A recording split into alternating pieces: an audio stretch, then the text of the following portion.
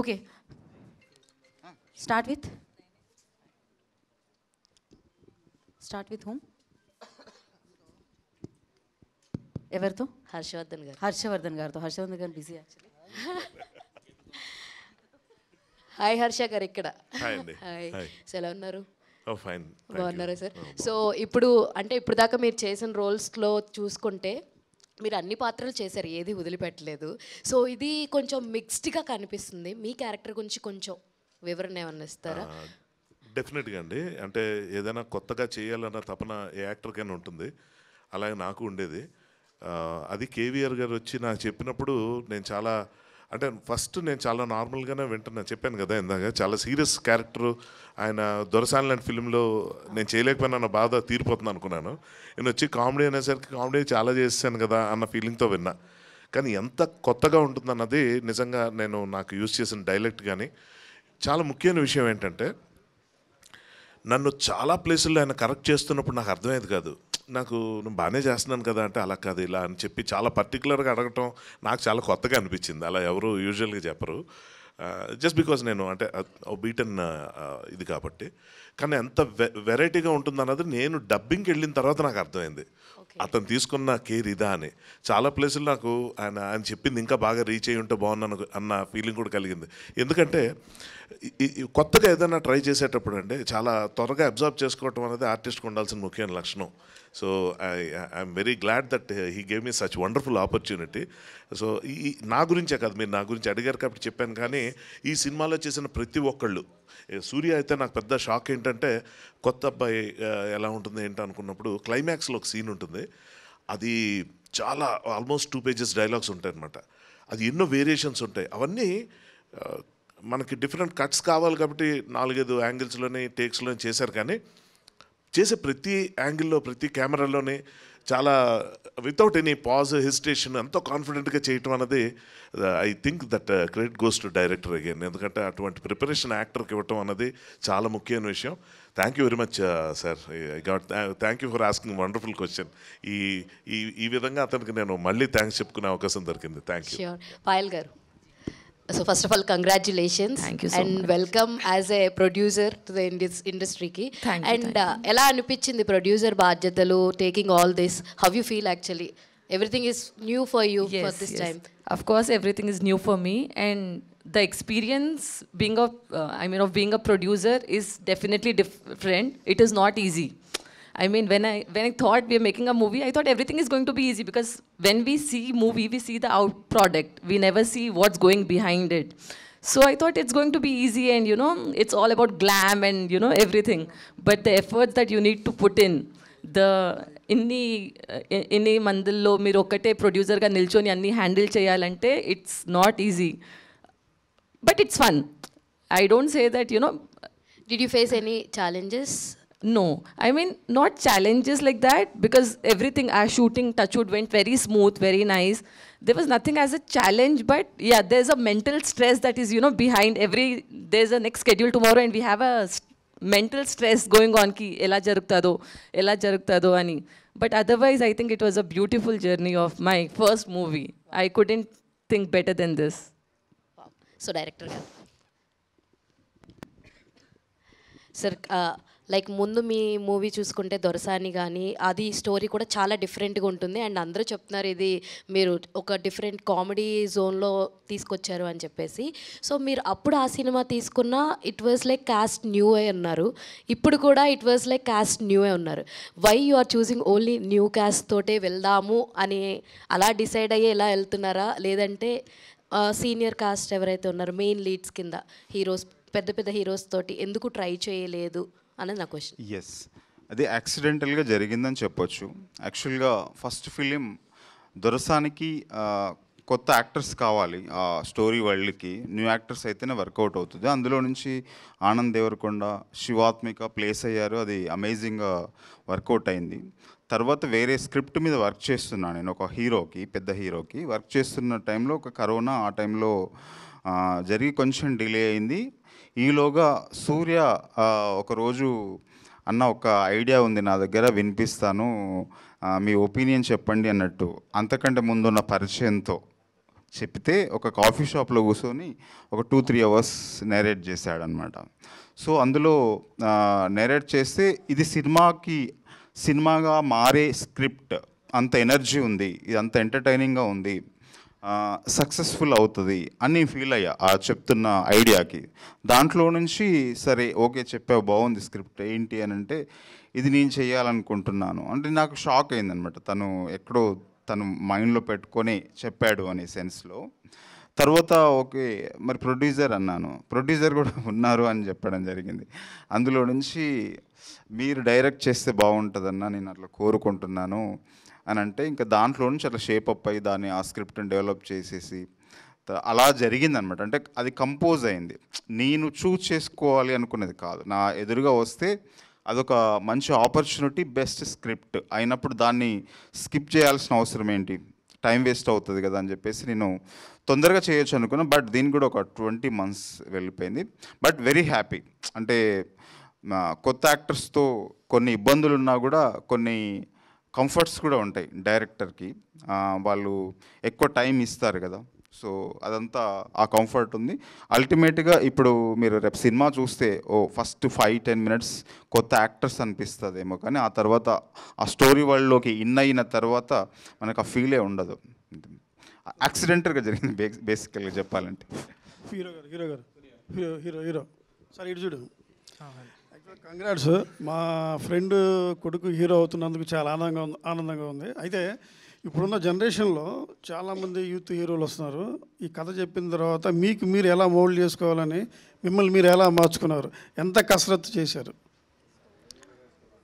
ఈ కథ రాసుకుంటున్నప్పుడు అనుకోలేదండి నేనే చేస్తానని. బట్ లేటర్ ఆన్ అంతా సెటప్ చేసుకోవాలి, డాడ్ హెల్ప్ తీసుకోవాలి అనుకున్నప్పుడు ఇప్పుడు డాడీకి చెప్పాను అనుకోండి నేను కథ ఇస్తున్నాను అంటే కథ ఇచ్చేసి ఊరుకో అంటారు.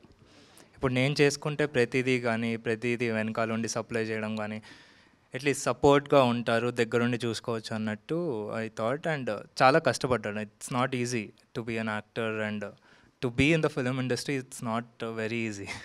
నిజంగా చెప్పాలంటే వాచిపోయింది. మామూలుగా ఎవరు ఇన్స్పిరేషన్ ఆర్టిస్ట్గా మీకు? అలా ఏం లేదండి, ఎవ్రీబడి ఈజ్ లైక్, అంటే అందరి దగ్గర ఏదో ఒకటి నేర్చుకోవడానికి ఉంటుంది, అందరి దగ్గర నేర్చుకుంటాను. చాలామంది ఫెయిల్ అవుతుంటారు, వాళ్ళే నా ఇన్స్పిరేషన్. ఎందుకంటే they never give up and they keep continuing. అంటే వాళ్ళకి తప్పదు, అందరికీ చెప్పలేము ఇది సక్సెస్ అని. నా తరపున అంటే నాకు అనిపించేది నేను ఆల్రెడీ ఇక్కడ ఉన్నాను. I feel I'm already successful. Okay, thank you. Harshavardhan garu, మీరు మల్టీ టాలెంటెడ్ పర్సన్ అని చెప్పాల్సింది. ఎందుకంటే మిమ్మల్ని దగ్గరుండి బాగా చాలా సీరియల్స్ని చూసిన వాడిని. ఎప్పుడు పరిచయం డైరెక్టర్గా మీలో రచయిత ఇవన్నీ ఆర్టిస్ట్ అన్ని కోణాలు ఉన్నప్పుడు యాజ్ ఎ డైరెక్టర్ చెప్తున్నప్పుడు మిమ్మల్ని ఏది డామినేషన్ చేసింది? మీరేమన్నా సూచనలు కానీ కథలో ఏమన్నా మార్పులు కానీ చేశారా?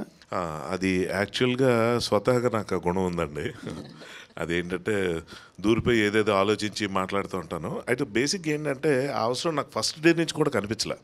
ఎందుకంటే అంత ప్రిపరేషన్తో కథ రావడం అనేది నేను ఎక్స్పెక్ట్ చేయలేదు యాక్చువల్గా. ఎందుకంటే ఫస్ట్ సర్ప్రైజ్ ఆయన ఈ జోనర్లోకి ఎంటర్ అవటం, రెండో అబ్బాయి కథ రాయటం. వాళ్ళు వచ్చి చెప్పగానే అసలు నేను ఫస్ట్ మ్యామ్తో అదే అన్న, 2-3 లాంగ్వేజ్లో చేయించండి, అట్లీస్ట్ తమిళ్లో కూడా ప్లాన్ చేయండి ఇది, ఎందుకంటే చాలా అరుదుగా దొరుకుతాయి ఇలాంటి కథలు అని. బట్ ఇప్పుడున్న ఓటీటీ వల్ల ఏంటంటే అన్ని లాంగ్వేజెస్లోకి వెళ్ళిపోతుంది ఇది. సో ఇటువంటి కథకి నేపథ్యం లేకపోతే ఒక నేటివిటీతో పని లేదు, ఎమోషన్ అది ఫన్నీగా వెళ్తుంది. సో చూసినప్పుడు నాకు చాలా హ్యాపీగా అనిపించింది అన్నమాట. అంటే ఒక పర్ఫెక్ట్ స్క్రిప్ట్ చేస్తున్నారు, అన్ని రకాలు ఉన్నాయి ఇందులో, అది చాలా అరుదుగా జరుగుతుంది. ఇందాక అదే అన్న, చాలా మంచి బ్లెండ్ చేశాడు స్టోరీని. సో ఇంకా నేను ఒక వైట్ పేపర్ లాగా వెళ్ళాను తప్ప నా బ్రెయిన్ ఏం పెద్దగా ఉపయోగించాల్సిన రక్తపాతం చూపించారు, మామూలు కాదండి అస్సలు. నాకు అంత రక్తం నేను అంటే ఎంత అది ఫేక్ రక్తమైనా చూస్తే కళ్ళు తిరిగి అంత బ్లడ్ పెట్టారు. Thank you. Thank you. Hello అండి, హాయ్. ట్రైలర్ బాగుంది. Thank you. క్రైమ్ కామెడీ కదా, కథలు అంటే చాలా కథలు వచ్చాయి, కానీ దీంట్లో మీరు cinema is the most beautiful fraud in the world.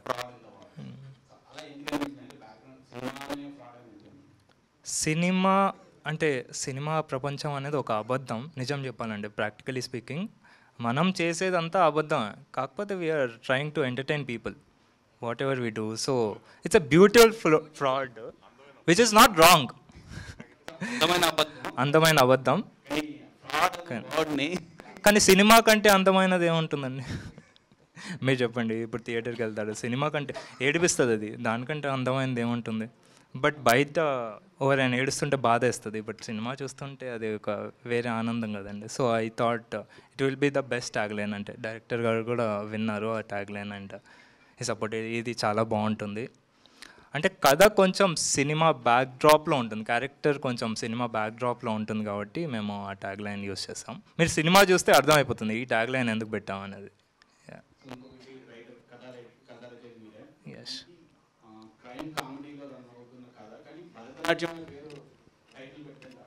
అది కంటెంట్ అండి, యాక్చువల్లీ అదే కంటెంట్, అదే మెయిన్ కథ. సో భరతనాట్యం ఒక్కటే సూట్ అవుతుంది ఆ కథకి టైటిల్. సో సినిమా చూస్తే కంపల్సరీ రివీల్ అయిపోతుంది.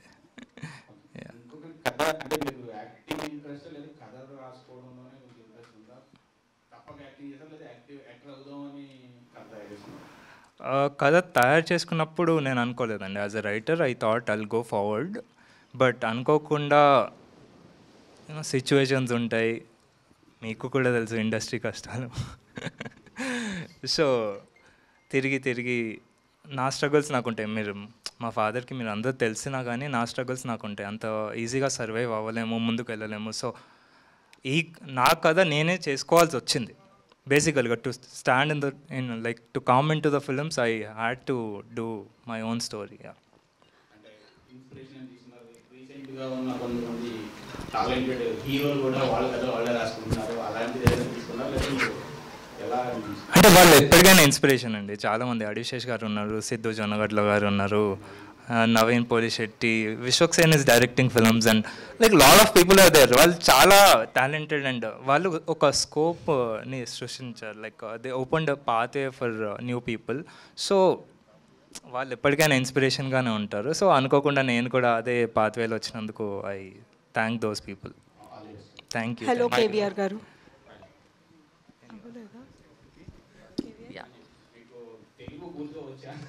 వచ్చు, మాట్లాడుతున్నా కదా. నేను తెలుగులో విన్నా మొత్తం కథ, నాకు హిందీలో అవసరమే లేదు. నేను వనస్థలిపురం నుంచి, సో అక్కడ నాకు I can read Telugu, right Telugu, అంటే Telugu is not an issue నాకు. నేను తెలుగు రాయొచ్చు కూడా, చదవచ్చు కూడా, మాట్లాడచ్చు కూడా.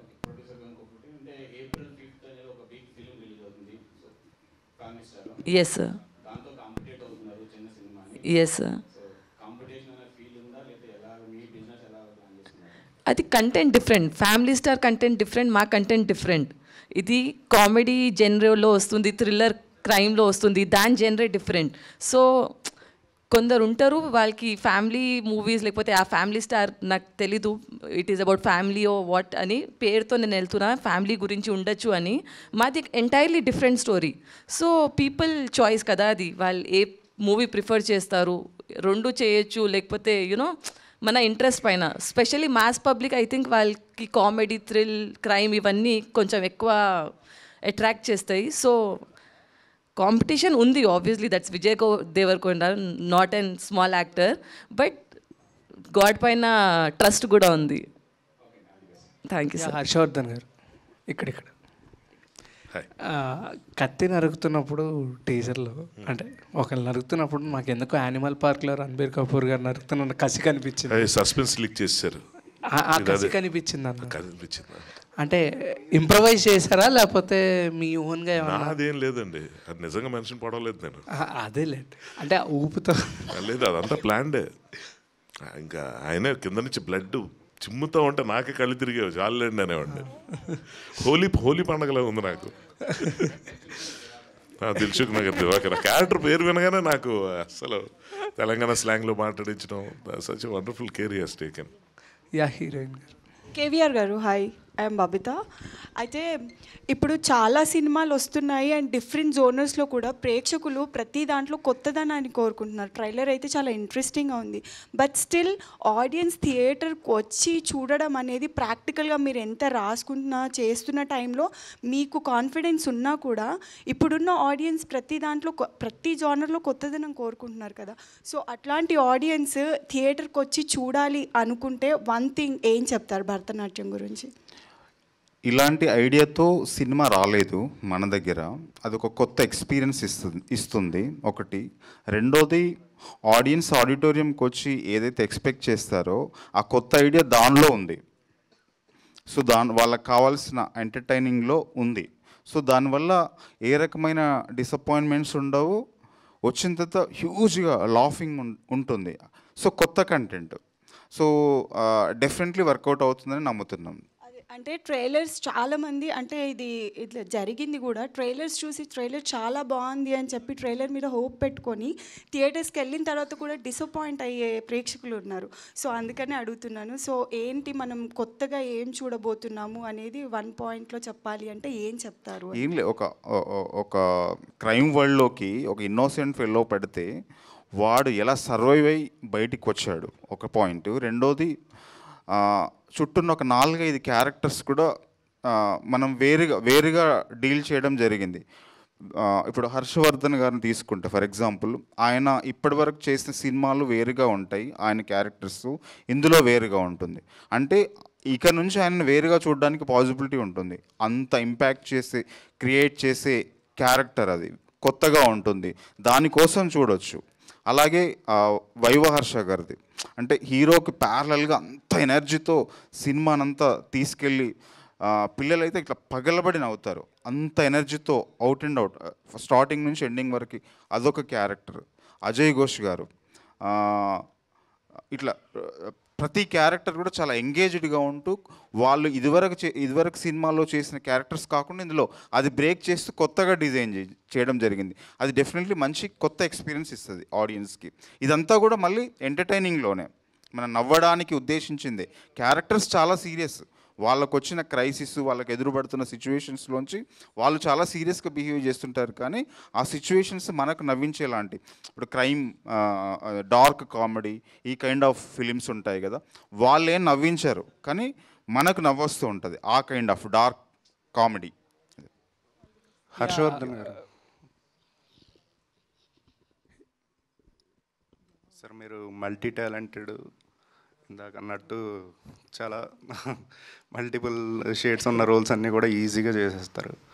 ఈ సినిమాలో కూడా మీ రోల్ ఇంట్రెస్టింగ్గానే ఉండేలా ఉంది. అయితే మా క్వశ్చన్ ఏంటంటే, మీరు డైరెక్టర్గా కూడా 2 సినిమాలు చేశారు. ఒకటేమో ఇంకా రిలీజ్ కాలేదు, ఇంకోటేమో ఎక్స్పెక్టేషన్స్ని అందుకోలేదు. సో డైరెక్టర్గా కంటిన్యూ అవుతారా? దాని విషయంలో ఏంటి? ఓకే, ఇది పక్క పర్సనల్ క్వశ్చన్. ఇది ఇప్పుడు ఆన్సర్ చేయాలని అనుకోవట్లేదు నేను. దీని గురించి మళ్ళీ మాట్లాడదాం. మనమే మా రైటర్ అప్పుడే రెడీ, నాకు మంచి కథ ఇస్తాడు ఇప్పుడు. సో ఫస్ట్ ఆఫ్ ఆల్ అంటే ఈ సినిమా గురించి మాట్లాడాలంటే మాత్రం లైక్ యూ సెట్, నేను నా ఎక్స్పీరియన్స్తో చూసిన తర్వాత ఈ కథలో నాకు కనిపించిన వైవిధ్యం ఏంటంటే, షార్ట్గా ఈ సినిమా జనంలోకి ఎందుకు రీచ్ అవుతుంది అన్నది ఏంటంటే, టోటల్గా పబ్లిక్ ఎక్స్పెక్ట్ చేసే ఎంటర్టైన్మెంట్ ఏదైతే ఉంటుందో గ్రూప్తో వెళ్ళి చూసేది. మనం మామూలుగా ఓటీటీలో చూసేది ఎవరికాళ్ళు చూసుకుంటాం, అందరూ కలిసి థియేటర్కి వెళ్ళి ఎంజాయ్ చేసే ఎలిమెంట్స్ ఇందులో చాలా ఉన్నాయి. పిల్లలు బాగా నచ్చే విషయాలు చాలా ఉన్నాయి. సో నేను, మీరు అన్నారు కాబట్టి మల్టీ టాలెంటెడ్గా, నా క్రాఫ్ట్స్ని దృష్టిలో పెట్టుకుని ఈ సినిమాని కనుక జడ్జ్ చేయాల్సి వస్తే మాత్రం దిస్ ఇస్ 100% ప్రామిసింగ్ ఫిలిం, అందులో డౌట్ ఏం లేదు. Heroine, hello. Hi. Welcome to Hyderabad and welcome to our Telugu industry. Hi. So tell us how your character will be in this. It is like soft or rugged or what else? This character is like about every Amai related. Like if you cross your 26, 27, तो oh sorry. Yeah. तो like your family pressures, you like कि शादी करनी है, बच्चे करने हैं, you have to settle now, right? Yes. तो this is my character. So every girl will definitely connect to your character. हाँ, sure. Okay. I hope so. Yeah, very boy also, toxic girlfriend. Yeah director గారు actually ఇదే crime comedy టైప్లో ఇందాక కోన వెంకట్ గారు అన్నారు, స్వామినార అనే movie కూడా ఆల్రెడీ ఎప్పుడో వచ్చింది. But at that time audience point of view కానీ ఇప్పుడు ఆడియన్స్ పాయింట్ ఆఫ్ వ్యూ కానీ చాలా చేంజ్ అయిపోయింది కదా. ఇప్పుడు కనుక ఓటీటీస్లో కానీ లేకపోతే సిరీస్లో కానీ చూస్తున్నారు, కానీ పర్ఫెక్ట్ 70 mm సిల్వర్ స్క్రీన్లో ఒక సినిమా పడితే అంతగా ఆదరణ ఒక స్టార్ హీరోస్కి తప్ప రావట్లేదు. సో ఇది ఎలా మెప్పిస్తుంది అంటారు? లేదండి, ఇది ఆడిటోరియంకి వచ్చి మొత్తం ఫ్యామిలీ కలిసి చూసి ఎంజాయ్ చేసే కైండ్ ఆఫ్ ఫిలిం. ఓటీటీలో వచ్చినా కూడా, ఓటీటీలో తర్వాత వస్తుంది, ప్రతి ఫిల్మ్ వస్తుంది, కానీ ఇది ఆడిటోరియంలో హ్యూజ్గా ఎంజాయ్ చేసే అంత కాస్టింగ్ ఉండి అంత కంటెంట్, అంత ప్రామిసింగ్ కంటెంట్ ఫ్యామిలీ అంతా చూసి ఎంజాయ్ చేసే లాంటిది. అది ఏమాత్రం పాజిటివ్గా మీరు ముందుకు తీసుకెళ్ళినా కూడా, అంటే సినిమాలో అంత స్ట్రెంగ్త్ ఉంది, అది ప్రాపర్గా ఆడియన్స్కి రీచ్ అయితే ఇంకా థియేటర్స్ నిండిపోతాయనే కాన్ఫిడెన్స్తో ఫుల్గా ఉన్నాం. అంటే నవ్వడానికి దానికి ఒక పీరియడ్ ఉండదు కదా ఎప్పుడు కూడా. అది బ్లాక్ అండ్ వైట్ సినిమాలో ఉండొచ్చు, 20 ఏళ్ళ క్రితం ఉండొచ్చు, ఇప్పుడు ఉంటుంది, ఫ్యూచర్లో కూడా ఉంటుంది. సినిమా అంటేనే మనం ఏదో ఒక రకమైన ఆనందాన్ని స్వీకరించి థియేటర్ నుంచి బయటికి వెళ్ళాలి, దానికోసమే డబ్బు ఖర్చు పెడతాం. అది అది అది ఉంది, అది మాత్రమే ఉంది, ఇంకా వేరే ఏమీ లేవు. మనం ఏ రకంగా ఎంజాయ్ చేస్తాం దాన్నే టార్గెట్ చేసి స్క్రిప్ట్ కావచ్చు, నేరేషన్లో కావచ్చు, ఆల్ ఆస్పెక్ట్స్లో దాన్ని డిజైన్ చేయడం జరిగిందనమాట. అది ఏ రకంగా మిస్ఫైర్ అవ్వడానికి అవకాశం లేదు, నేను గట్టిగా చెప్పగలను. అండ్ ఆ ట్యాగ్ లైన్కి ఒక్కసారి జస్టిఫికేషన్ ఇస్తారా? Yeah, cinema is the most beautiful fraud in the world అనేది ఈ సినిమాకి రైట్ ట్యాగ్ లైన్. అయితే ఇది మేము మాత్రమే చెప్పింది కాదు, ఒక French film maker Jean Luc Godard అని ఒక ఫిలిం మేకర్ స్టేట్మెంట్ అది. సో అది తెలుసు, అది ఈ సినిమాకి ఎంత యాప్ట్ అనేది రేపు సినిమా చూస్తే కానీ మీకు చాలా ఈజీగా అర్థమవుతుంది. మేబీ కాంట్రవర్సీ అయ్యే ఒక్క ట్యాగ్ లైన్. అయితే ఇప్పుడు అలాగే ఏమన్నా అనిపించవచ్చేమో, సినిమా తీస్తూ సినిమా మీదనే ఒక సెటైర్ లేకపోతే సినిమాను ఒక ఫ్రాడ్ అని ఎలా స్టేట్మెంట్ ఇస్తారు అనేది అనవచ్చు. కానీ సినిమా రిలీజ్ అయిన తర్వాత, సినిమా చూసిన తర్వాత ఆ అభిప్రాయం మారుతుందని నమ్ముతున్నాము. ఆ ధైర్యంతోనే ఆ స్టేట్మెంట్ను పెట్టగలిగాం. Yes sir. అది మైక్ లాక్కుని మరి మాట్లాడాల్సిన విషయం అయింది ఇది.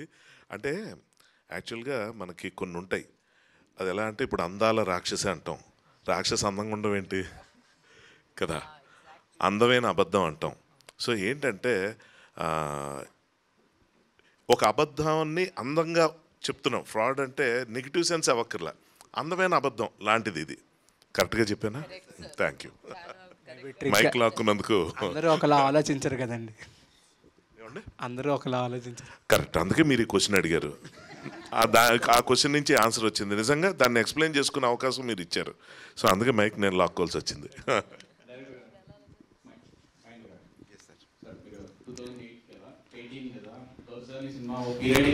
90 సార్.